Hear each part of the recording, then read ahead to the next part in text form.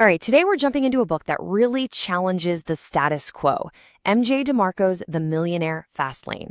It basically claims to have figured out how to get wealthy while you're still young. So you might want to forget everything you think you know about money because this is a totally different way of looking at things. Okay, let's be real. Have you ever heard a line like this on a show like MTV Cribs? Of course not. It sounds completely ridiculous, right? And that is exactly DeMarco's point.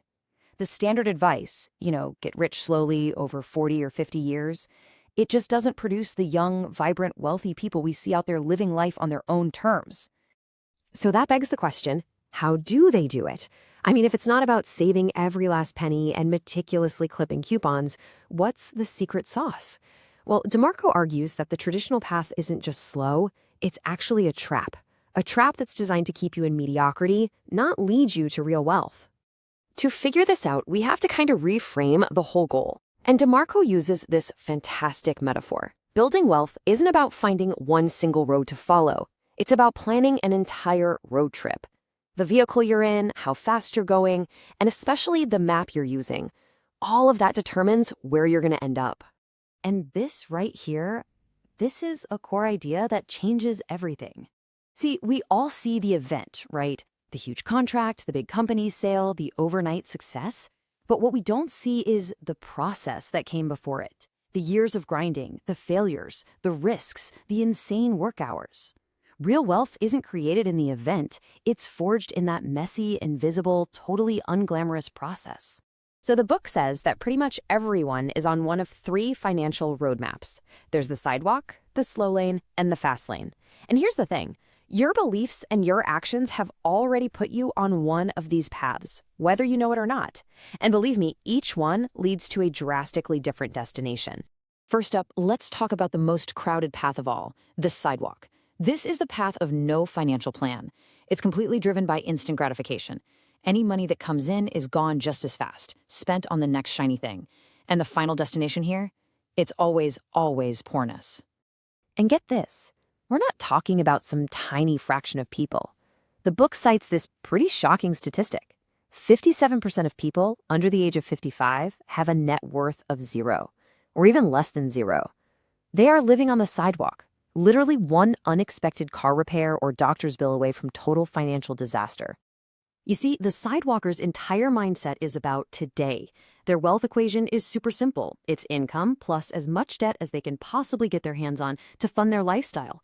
There is zero planning for tomorrow. It's just an endless chase for the next paycheck to spend.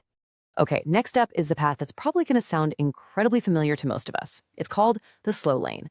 This is the path of, wait for it, deferred gratification, the one that society sells us as the responsible way to build wealth. You know this mantra by heart. Go to school, get a good job, save 10%, max out your 401k, and then hope you have enough money to retire when you're 65.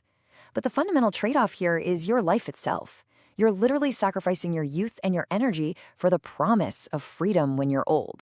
And this just illustrates the problem perfectly, doesn't it?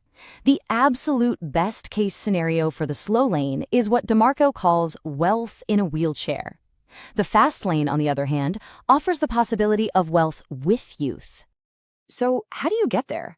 Well, this brings us to the third and final path, the fast lane. This is the roadmap for building extraordinary wealth in a much shorter amount of time, and it operates on a completely different set of rules. For the author, his whole journey started with a single moment. When he was a teenager, he saw his absolute dream car, a Lamborghini. But he was totally stunned to see the owner was this young guy, maybe 25 years old. It wasn't some old, gray-haired man. So he worked up the courage to walk over and ask the one question that would completely change how he saw wealth. A question that ignored all the usual stuff about being an athlete or a lottery winner. And the answer he got was so simple, but so profound. I'm an inventor. Think about that for a second.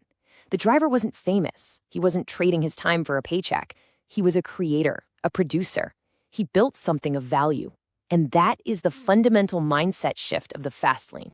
The ultimate goal for anyone in the fast lane is to build what the author calls a money tree. Now, this is a business system that works for you, totally independent of your time. It generates income 24/7, whether you're sleeping, on vacation, or working on your next big idea. It completely breaks the link between your wealth and your time. So how do you actually build one? Well, you have to focus on these key things. You build a business system that you control, one that solves a real need for people and provides a ton of value. And, critically, it has to be able to scale way beyond just your own individual effort. So after laying out these 3 different paths, the book really forces you to ask yourself a hard question. It's not about which road you want to be on, it's about which road your current habits, beliefs, and actions actually have you on right now. And this final comparison just lays it all out, plain and simple. The sidewalker sees time as something to spend freely. The slow laner sells their time for money, but the fast laner, they see time as their most valuable asset. The mindsets are different, the equations are different, and the destinations are worlds apart. This is the choice, laid bare. And that brings us to the final critical point. The fast lane is not a get-rich-easy scheme. Let's be really clear on that. It's a get-rich-faster path. But it demands that process we talked about. The risk, the sacrifice, the immense effort. It has a toll. And the only question left to ask is, are you willing to pay it?